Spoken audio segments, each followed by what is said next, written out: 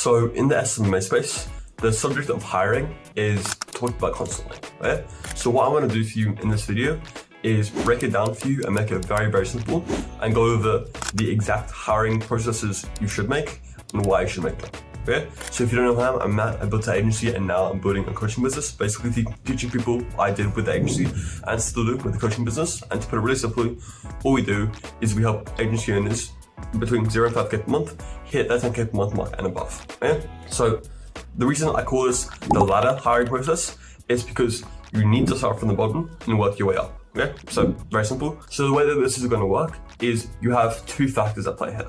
You have leverage and you have time, okay? So the things that are the lowest leverage for you to do and take the most time is what you should be outsourcing first. But the things that are the highest leverage to do and take the least time, that's what you should keep on doing until and that's like should be like the very, very last hire, okay? So sliding from the very bottom, the first hire that has the lowest leverage, I guess the first task that has the lowest leverage and takes the highest time that you need to outsource is things around content, okay? So mainly video editing and thumbnail design, okay? And so the reason for this is because the skill of thumbnail design and the skill of video editing is not needed whatsoever for you. Okay, so first of all, the 15, 20 hours, however long it would take for you to learn the skill is an absolute waste of time. Because long term, you're not going to need this skill whatsoever. So there's no point in you learning it. You just do it for yourself. When you're going to, even if you didn't right now, in the future you would outsource it. Right? So there's absolutely no point in learning the skill. And not only that, just the actual like thumbnail design and just the actual video editing does take a long time. I'm sure my editor can vouch for that. It does take a long time, and it is like, so if you're not doing video editing as a service, then you really shouldn't be doing it for yourself either.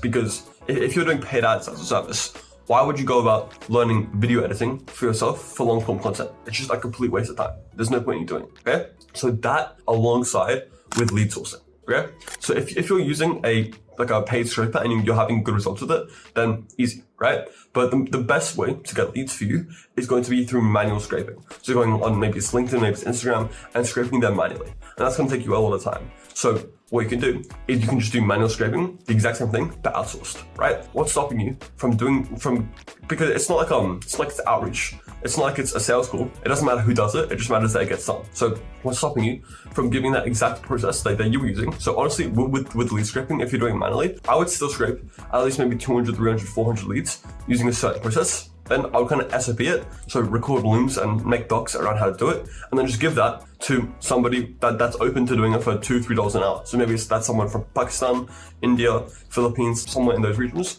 where the money means more to them, right? And so those first three, which are the two content hires, thumbnail designer, video editor, and the third one, which is lead sourcing, those are going to be the most important three to get done ASAP, right? You don't want to waste any time on them because, as I said, they're not skills that you need long term, okay?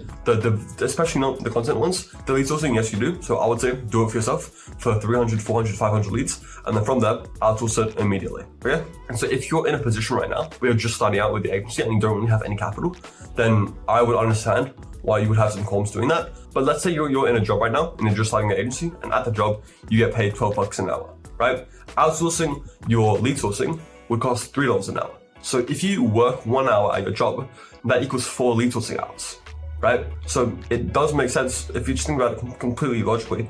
You're saving like 3 hours of time by working 1 hour at your job and then outsourcing it instead of just doing lead scraping for yourself for 4 hours. So in those extra 3 hours that you save, you can do other more important, more needed written work. So those three tasks have the biggest gap between the leverage and the time, right? They're the lowest leverage and the highest time input. So those three, you're gonna get outsourced basically immediately. And then from there, you just outsource in terms of this. So first of all, you do those three. And then what's the next lowest leverage thing that takes the most time? That is going to be appointment book. So after those three, which are here and here, where they have the lowest leverage and the highest amount of time, the next thing you need to do is find the next thing that's like here. What's the next lowest leverage thing that takes the most amount of time? And so that's either going to be appointment booking or some sort of service delivery, right? So if you have a very simple service that you can do on your own, literally forever, if you're just like selling a name for a product, it's very simple and you shouldn't really be outsourcing that, right?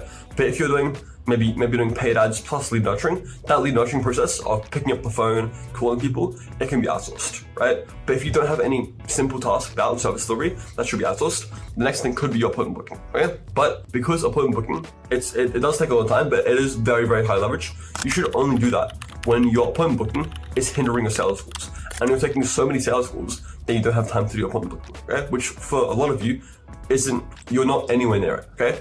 I'm talking about if you're booking 5, 6, 7 sales calls per day, okay? Before that, as long as you can scale on your own, then you shouldn't be outsourcing, right? If you're doing cold calling and you can do 200 cold calls a day on your own, and it's not currently hindering your sales calls, don't outsource it yet, right? But for example, something like cold DM, you need to scale horizontally, right? So for example, on LinkedIn, you're probably only going to end up sending between 20 and 30 messages per day per account. And maybe you can make 1 or 2 accounts with your name. Maybe you want to use like, I don't know, your brother's name. So maybe you can handle like 4 or 5 accounts. But then from there, you're probably still only sending like maybe 60, 70, 80 messages per day, right? So scaling horizontally in things like cold DM, in that situation, it would make sense to get setters, okay? And so the cool thing with this is, obviously, go ahead, SOP, create the SOPs, the docs, the looms for this, but you should keep on doing it as well. And you want to kind of be the best example that you can be to your other setters. Because if you just SOP it and then you stop, and then your setters start doing it, number one, your setters won't have anything to go off day in, day out. And number two, you're just going to book less meetings because you've just like wasted 2 accounts, right? So keep doing it for yourself, but at the same time, also start hiring setters so that you can just have a higher volume of sales calls, okay? You want to keep doing that until the volume of sales calls is so high that you can't afford to waste time.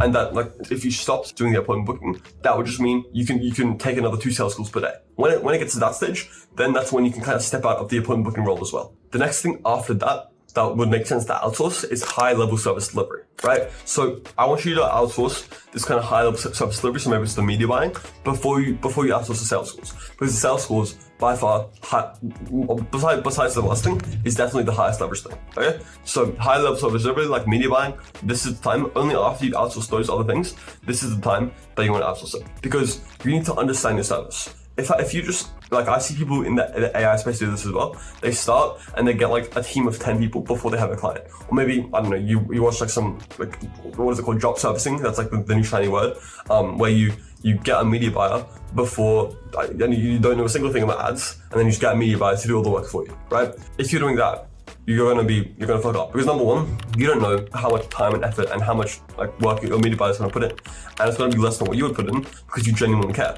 Your media buyer would not care as much as you do, okay? So you should be doing your service yourself. And only when you get to a point where you understand it and you're good at it, can you actually hire a good media buyer, okay? And so after you've outsourced that part, the media buying, what your calendar should look like is wake up, sales call, sales call, sales call, sales call, sales call, sales call, sales call, sleep, right? And that is great. That's a great place to be in. And honestly, you want to stay in that place for as long as possible. You want to be, like, if you're at a point where you're taking 6, 7 sales calls a day consistently, just keep on racking them in and keep on increasing your sales skills, okay? You should have about 20 to 30 kind of ideal, perfect 1-call closes before you start to look to outsource, right? Because you want to have that process clearly defined and make sure that it's proven and it actually works, and you have model calls for your eventual reps to go through, okay? But the next thing that it makes sense to outsource, obviously, is those sales calls. Okay? And then from there, obviously, you can outsource ops, you can outsource, those are all things for you in the future, right?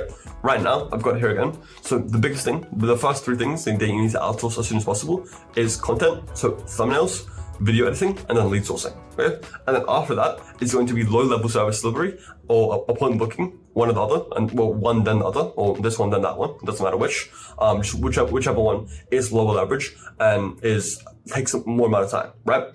And then after that, it's high-level service delivery, stuff like media buying, and then sales calls, ops, etc. Right? But don't worry about that for now.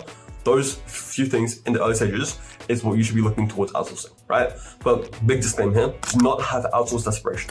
Don't like rationalize it just because I said it and start outsourcing your cold calling because you find it painful. That's just coping, that's just resistance. Don't outsource due to desperation, outsource due to necessity.